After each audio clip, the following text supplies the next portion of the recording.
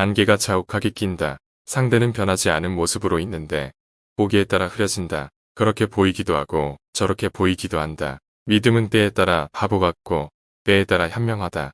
사람은 살면서 믿어야만 하는 대상을 갖는다. 반대로 많지 않지만 의심해야만 하는 대상도 갖는다. 관점에 일관적이지 못하면 이쪽이나 그쪽은 헤어질 결심을 한다. 진실로 다하면 언젠가 알아준다는 아름다운 동화 이야기는 사실 없다. 진실을 다해도 상대는 모를 수 있다. 반대로 거짓을 말해도 상대가 쉽게 속아 넘어간다. 바보 같은 사람이 되거나 혹은 바보 같은 사람이 돼야 한다. 두 바보 같은 사람은 다른 종류로 어리석다. 교활한 누군가에게 순진하게 속아 넘어가거나 순진한 누군가를 끊임없이 의심한다. 어떤 선택을 하더라도 바보 같다는 사실은 변하지 않는다. 누구를 믿는다거나 의심한다면 어리석지 않기 위해 최선을 다하려 한다. 다만 인간은 모른다. 어떤 선택을 하더라도 같은 결과가 나온다는 사실을 말이다. 의심과 믿음 중 무언가를 시작한다는 것은 이미 바보 같음이라는 결과로 향하는 일이다. 차선은 없다. 어차피 정해진 정답의 대부분은 갈등한다. 아침에 3개, 저녁에 4개를 받는 일이냐, 저녁에 4개, 아침에 3개를 받는 일이냐. 인간이 의미 없는 갈등이 휩싸여 있을 때 우리는 상대를 바라보는 시선에 안개를 덧댄다. 상대는 변하지 않고 그대로지만 혼자 이렇게 보고 저렇게 보기를 반복한다. 혼자만의 착각 속의 갈등이 최고조에 다다랐을 때 상대는 안개를 두고 사라진다. 상대가 사라지면 자신의 선택을 후회한다. 인생에는 최선의 선택만 있는 것이 아니다. 차선과 차악의 선택권도 있다. 우리가 대부분 하는 후회는 최선을 택하지 않으며 온다. 고로 최선을 택하기 위해 차선과 차선을 갈등하는 사이 모든 건 안개 뒤로 사라지고 마지막 남은 최악의 선택을 고른다. 닥터 감동의 헤어질 결심에는 이런 대목이 나온다. 내가 그렇게 만만합니까? 자신을 가지고 논다고 생각한 남자가 여자에게 한 말이다. 여자는 남자에게 답한다. 내가 그렇게 나쁩니까? 그들의 관계를 지켜보는 독자 혹은 관객은 외줄에서 오른쪽과 왼쪽을 간신히 균형 잡고 있는 관점에 선다. 실제로 여자는 남자를 만만하게 보는 것처럼 느껴지기도 했고 여자는 꽤 나빠 보이는 것처럼 그려지기도 했다. 믿음과 의심을 어디에 두는지에 따라 한결같은 남자와 여자의 표정은 달라 보인다. 순진한 웃음에는 사이코패스의 사악함이 보이고 흉측한 범행에는 억울하고 불쌍함이 보인다. 누구에게나 그런 경험은 있다. 내 눈앞에 있는 안개 때문에 소중한 것들을 놓치는 경험. 그때 더 매몰찼다면 어땠을까? 혹은 그때 덜 매몰찼다면 어땠을까? 사실 어떤 선택을 했더라도 결과는 같다. 그것은 곧 결심이 된다. 진심, 의심 이것의 줄타기에 지친 상대는 언제나 결심을 한다. 1 더하기 1은 2인 것처럼 명료한 결과다. 알면서도 같은 실수를 반복한다.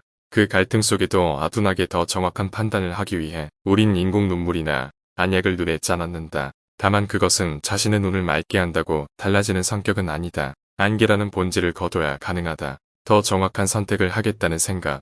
그것은 언제나 상대와 나를 가른다. 얼마 전에는 넷플릭스에서 수리남을 봤다. 수리남에서도 비슷한 영감을 가졌다. 모두를 의심하고 모든 상황을 의심하는 상황 말이다. 지켜보는 이에 따라 그렇게 보이고 저렇게 보인다. 그들의 표정과 연기가 모두 의심스럽거나 모두 믿음직하다.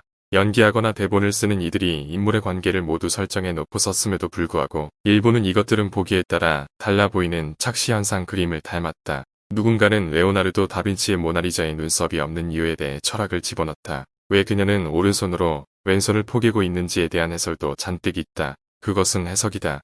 해석은 주관적이다. 그렇게 보기에 그렇게 보이고 저렇게 보기에 저렇게 보이는 것이다.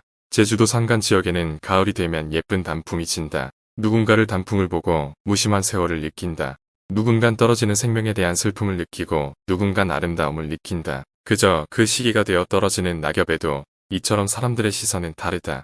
말하는 이가 명확한 메시지를 넣는 일보다 중요한 일은 자연을 담는 일이다. 자연을 담기 위해서 작품은 자연을 닮아야 한다. 그렇게 보이기 위해 발악하는 작품이 아니라 그렇게 보면 그렇게 보이고 저렇게 보면 저렇게 보이는 경우 이것은 자연을 닮았다. 다시 말하면 인간을 닮았고 삶을 닮았다. 미국 드라마 프리즌 브레이크를 보면 난폭한 마피아나 소아성애자 등 각종 범죄자가 등장한다. 교통악으로 말고는 설명할 수 없는 그들의 내면으로 드라마는 하나씩 들어간다. 물론 어떤 방법으로도 죄를 합리화할 순 없다. 그러나 인간답지 못한 그들의 속마음을 들여다보면 일말의 동정은 생긴다. 교도소를 방문하면 그곳의 대부분은 흉악한 범죄자가 아니라 억울하거나 실수한 이들 천지라고 한다. 우리는 제목에 그 인간을 담고 그가 흉악해야 한다고 생각한다.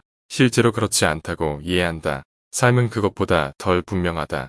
우주는 원래 분명한 것 하나 없이 창조했다. 찬물과 뜨거운 물에는 구분이 없고 빛과 어둠도 구분하기 힘들다. 세상은 아주 섬세하게 촘촘한 그라데이션층으로 이뤄져 있다. 그 안개 같은 모호함 때문에 실수하기에 인간이다. 거꾸로 돌아가 보면 진심을 믿던 의심을 하던 어떤 선택을 하더라도 우리는 바보스러움을 벗어나지 못한다. 만약 갈등하고 싶지 않다면 그냥 하나만 하라.